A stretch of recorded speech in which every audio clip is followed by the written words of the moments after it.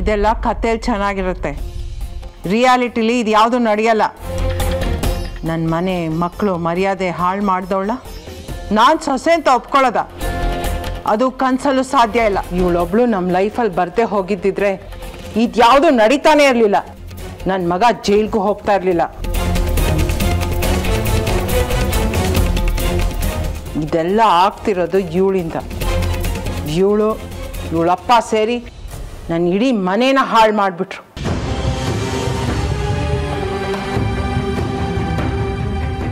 ಇವ್ರ ಸ್ವಾರ್ಥಕ್ಕೆ ನಾನು ಎಲ್ಲ ಕಳ್ಕೊಂಡಿದ್ದೀನಿ. ಕೊನೆಗೆ ನನ್ನ ಮಗನ್ನು ಕಳ್ಕೊಂಡಿದ್ದೀನಿ.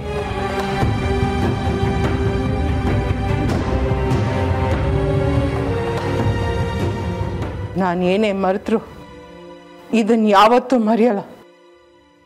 ನನ್ನ ಮಗ ಮೌರ್ಯಂಗೆ ಹೀಗಾಗಕ್ಕೆ ಇವಳೇ ಕಾರಣ.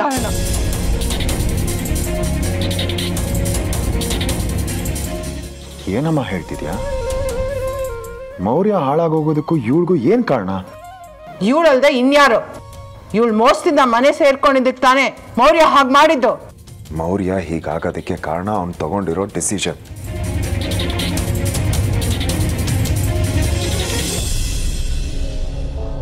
ಅವನು ಕ್ರಿಮಿನಲ್ ಆಗೋದ್ರಲ್ಲಿ ನಿನ್ನ ಪಾಲು ಎಷ್ಟಿಲ್ವೋ ಹಾಗೆ ನಕ್ಷತ್ರನ ಪಾಲು ಇಲ್ಲಮ್ಮ. ನೀನು ಇವ್ರ ಪರ ಮಾತಾಡ್ತಿದ್ಯಾ ಭೂಪತಿ? ನಿನ್ನ ಫ್ಯಾಮಿಲಿಗೆ ಇಷ್ಟು ದೊಡ್ಡ ಮೋಸ ಆಗಿದ್ರು ಅದನ್ನೆಲ್ಲ ಮರೆತು ಇವಳನ್ನ ಸಪೋರ್ಟ್ ಮಾಡ್ತಿದ್ಯಾ? ಅಮ್ಮ, ನಾನು ಯಾರಿಗೂ ಸಪೋರ್ಟ್ ಮಾಡ್ತಿಲ್ಲ. ನಾನು ಫ್ಯಾಕ್ಟ್ ಹೇಳ್ತಾ ಇದ್ದೀನಿ ಅಷ್ಟೇ.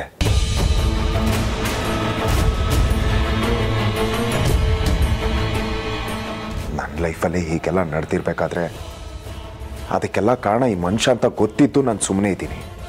ಅವರು ನೋಡಿದಾಗೆಲ್ಲ ನನ್ನ ರಕ್ತ ಕುದಿಯುತ್ತೆ. ಹಾಗಂತ ನಾನು ಕ್ರಿಮಿನಲ್ ಅಲ್ಲ. ಹಾಗಾದ್ರೆ ಈ ಚಂದ್ರಶೇಖರ್ ಮಾಡಿದ್ದೆಲ್ಲ ನೀನು ಒಪ್ಕೋತೀಯ ಭೂಪತಿ? ಅವರು ನಿಂಗೆ ಮೋಸದಿಂದ ಮದುವೆ ಮಾಡಿದ್ದು ಸರಿನಾ?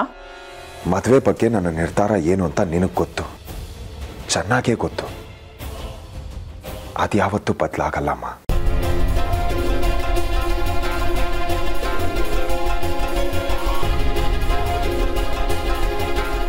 ನಮ್ಮ ಮದುವೆ ಮೋಸದ ಮದುವೆನೇ.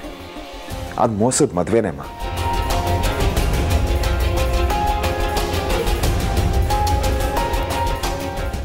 ಆದರೆ ಮೌರ್ಯ ಹೀಗಾಗೋದಕ್ಕೆ ಇವಳು ಕಾರಣ ಅಲ್ಲ. ಅದನ್ನ ನಾನು ಯಾವತ್ತೂ ಒಪ್ಪಲ್ಲಮ್ಮ. ಯಪ್ಪ, ಕತೆ ಇಂಥ ಟ್ವಿಸ್ಟ್ ಬರ್ಬೋದು ಅಂತ ನಾನು ಅನ್ಕೊಂಡೇ ಇರ್ಲಿಲ್ಲ ಕಣೆ. ನಿನಗೀಗ ಆಗ್ಬಾರ್ದಾಗಿತ್ತು. ಪಾಲಿಗೆ ಬಂದಿದೆ ಪಂಚಾಮೃತ ಅಂತ ಮೌರ್ಯನೇ ಮದ್ವೆ ಆಗ್ತಿದ್ಯೋ ಏನೋ. ಇವಾಗ ನೋಡು, ಅದಕ್ಕೂ ಕಲ್ಬಿತ್ತು ಪಾಪ. ಏನೇ ಹೇಳ್ತಿದ್ದೆ ನೀನು? ನನ್ನ ಮಗಳು ಮೌರ್ಯ ಮದುವೆ ಆಗದ ಏನಾಗಂದ್ರೆ? ಮೌರ್ಯ ಅದೇ ನಕ್ಷತ್ರನ್ ಸಾಯ್ಸಕ್ ಹೋಗಿ ಸಿಗಾಕೊಂಡಲ್ಲ ಅವನೇ. ಅವನನ್ನ ಶ್ವೇತಾ ಮದ್ವೆ ಆಗ್ಬೇಕು ಅಂತ ಇದ್ಲು. ಯಾಕೆ ನಿಮಗೆ ಗೊತ್ತಿಲ್ವಾ?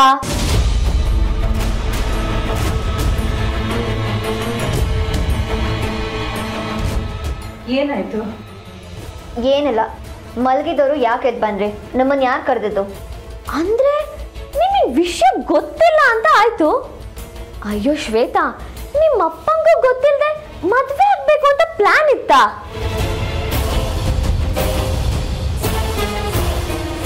ಅಂಕಲ್, ಶಕುಂತಲಾ ದೇವಿ ಮೌರ್ಯಂಗೂ ನಿಮ್ಮ ಮಗಳಿಗೂ ಮದ್ವೆ ಮಾಡಬೇಕು ಅಂತ ಮಾತುಕತೆ ಮಾಡಿದ್ರು.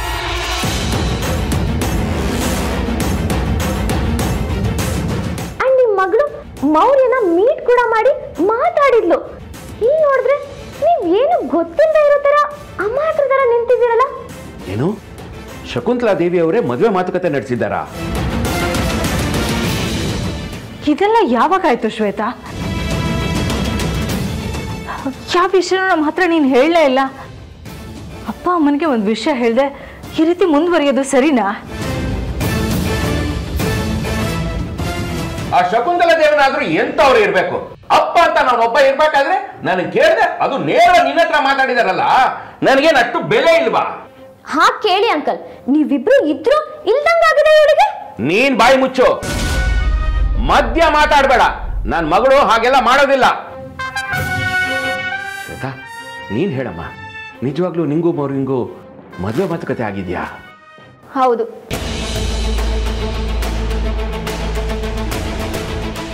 ಅತ್ತೆನೇ ಹೇಳಿದ್ದು, ಅದಕ್ಕೆ ಹೋಗಿ ಮೌರ್ಯನ ಮೀಟ್ ಆಗಿದ್ದೆ. ಅಯ್ಯೋ ದೇವ್ರೆ, ನಿನ್ಗೇನ್ ತಲೆಗಿಲೆ ಕೆಟ್ಟಿದ್ಯಾ? ಹೋಗಿ ಹೋಗಿ ಆ ರೋಡಿನ ಮದ್ವೆ ಆಗ್ತೀಯಾ? ನಿನ್ಗೇನೆ ಬಂದಿರೋದು? ನಾನ್ ಯಾವತ್ ಹೇಳ್ದೆ ಅವನ ಮದ್ವೆ ಆಗ್ತೀನಿ ಅಂತ? ಮೀಟ್ ಆಗಿದ್ದೀನಿ ಅಂತಂದೆ ಅಷ್ಟೇ. ನೀನ್ ಆಗ್ತೀನಿ ಅಂದ್ರು ನಾನ್ ಬಿಡಲ್ಲ. ಯಾವುದೇ ಕಾರಣಕ್ಕೂ ಅಂತವನ್ಗೆ ನನ್ ಮಗಳ್ ಕೊಡಲ್ಲ. ಹ್ಞೂ ಪುಟ್ಟ, ಅವನ್ ಸಹವಾಸ ನಮಗ್ ಬೇಡ. ಕೊಲೆ ಮಾಡೋದಕ್ಕೂ ಯೋಚನೆ ಮಾಡದೇ ಇರೋನ್ಗೆ ಯಾರಾದ್ರೂ ಹೆಣ್ಣು ಕೊಡ್ತಾರೇನೆ? ಇಂಥ ದೊಡ್ಡ ದೊಡ್ಡ ವಿಷಯನೆಲ್ಲ ದೊಡ್ಡವ್ರ ಹತ್ರ ಹೇಳ್ಬೇಕಲ್ವಾ? ನೀನೇ ನೇರವಾಗಿ ಹೋಗಿ ಮುಂದೆ ಮಾತಾಡಿದ್ರೆ ನಾವಿರೋದೇನಕ್ಕೆ? ಏನ್ ಎಲ್ಲ ನಮ್ಗೆ ಹೇಳಿನೇ ಮಾಡ್ಬೇಕಾ?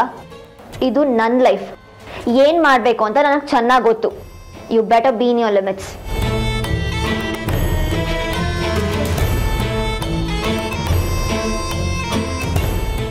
ಅಲ್ಲ ಮಗಳೇ, ಮಗಳೇ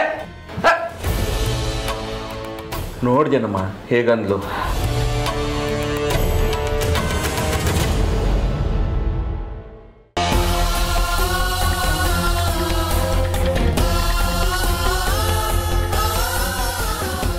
ನನ್ನ ಮಗಳನ್ನ ಯಾರೇ ಬಿಟ್ಕೊಟ್ರು ನೀನು ಮಾತ್ರ ಬಿಟ್ಕೊಡಲ್ಲ ಅಂತ ನಮಗೆ ಧೈರ್ಯ ಇದೆ ಭೂಪತಿ.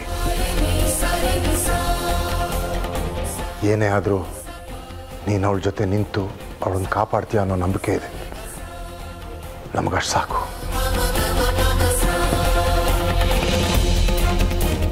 ಹೌದು ಭೂಪತಿ, ನಾವಿವತ್ತು ಇಲ್ಲಿಗೆ ಬಂದಿರೋದು ಇದೇ ವಿಷಯದ ಬಗ್ಗೆ ಮಾತಾಡೋಕ್ಕೇನೆ. ಇವರಿಗಾಗಲೇ ನಿಮ್ಮಮ್ಮನ ಹತ್ರ ಕ್ಷಮೆ ಕೇಳಿದ್ದಾರೆ. ನೋಡು, ಮದುವೆ ಟೈಮ್ನಲ್ಲಿ ಏನೇನಾಯಿತು ಅದನ್ನೆಲ್ಲ ಮರೆತು ನೀವಿಬ್ಬರು ಹೊಸ ಜೀವನ ಶುರು ಮಾಡಬೇಕು ಅನ್ನೋದೇ ನಮ್ಮ ಆಸೆ ಭೂಪತಿ.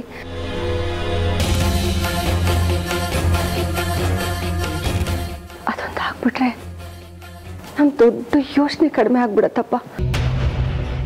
ಇದನ್ನ ನಿಮ್ಮ ಮಗಳಿಗೆ ಸುಮಾರು ಸಲ ಹೇಳಿದ್ದೀನಿ, ನಿಮಗೂ ಹೇಳ್ತಿದ್ದೀನಿ, ಕೇಳಿಸ್ಕೊಳ್ಳಿ.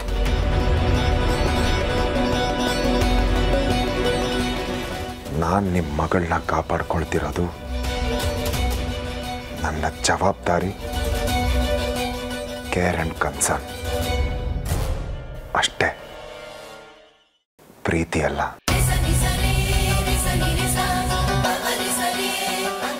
ಮುಂದಕ್ಕೆ ನಾವಿಬ್ರು ಚೆನ್ನಾಗಿ ಬಾಳ್ತೀವಿ ಅನ್ನೋ ಭ್ರಮೇಲಿ ಏನಾದರೂ ಇದ್ರೆ ಅದನ್ನ ತೆಗೆದಾಕ್ಬಿಡಿ.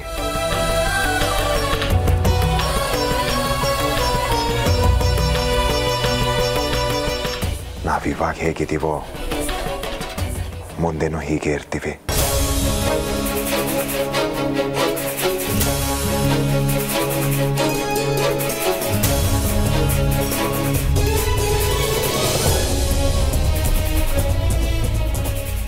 ದೇವರಿದ್ದಾನೆ ಭೂಪತಿ,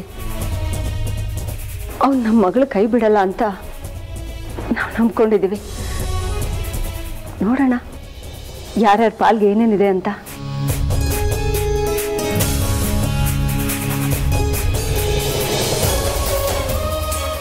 ಸದ್ಯಕ್ಕೆ ನೀನು ಅವಳ ಜೊತೆನಲ್ಲಿದೆಯಲ್ಲ, ಅದೇ ನಮಗೆ ದೊಡ್ಡ ಧೈರ್ಯ.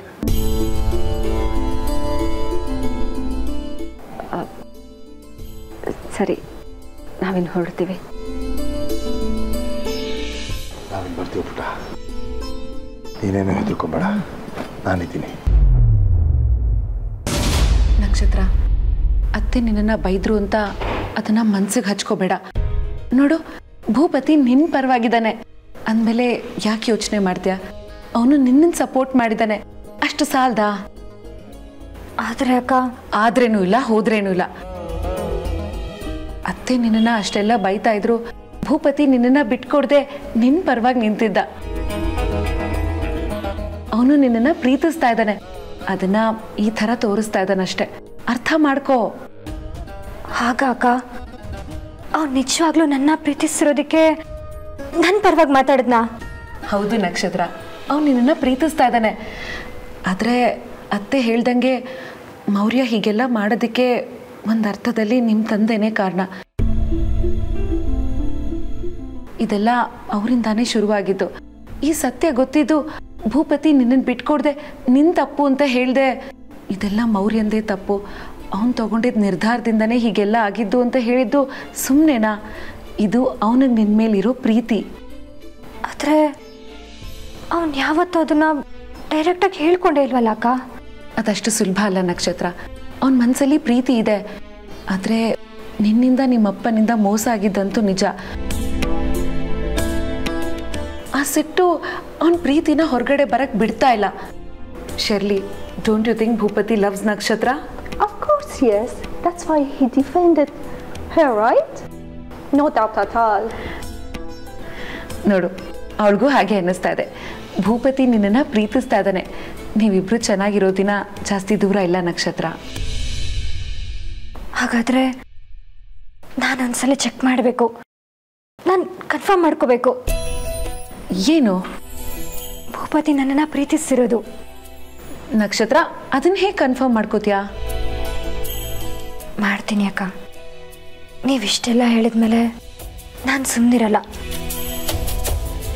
ಅವ್ನು ನಿಜವಾಗ್ಲೂ ನನ್ನನ್ನು ಪ್ರೀತಿಸ್ತಿದ್ದಾನೋ ಇಲ್ವೋ ಅಂತ ನನಗೆ ಗೊತ್ತಾಗಲೇಬೇಕು. ನಕ್ಷತ್ರ, What happened? What's she gonna do? ಗೊತ್ತಿಲ್ಲ ಶರ್ಲಿ. ಅದೇನೋ ಕನ್ಫರ್ಮ್ ಮಾಡ್ಕೋತೀನಿ ಅಂತ ಹೋದ್ಲು.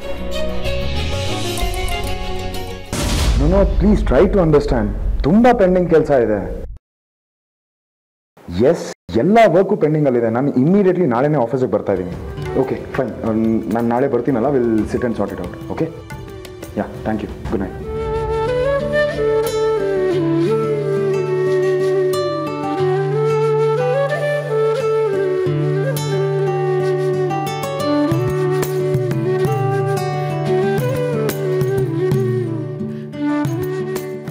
ಏನು ನಕ್ಷತ್ರ?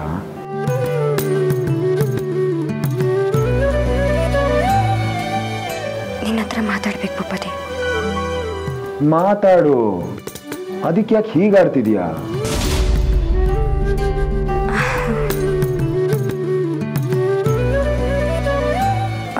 ಅದು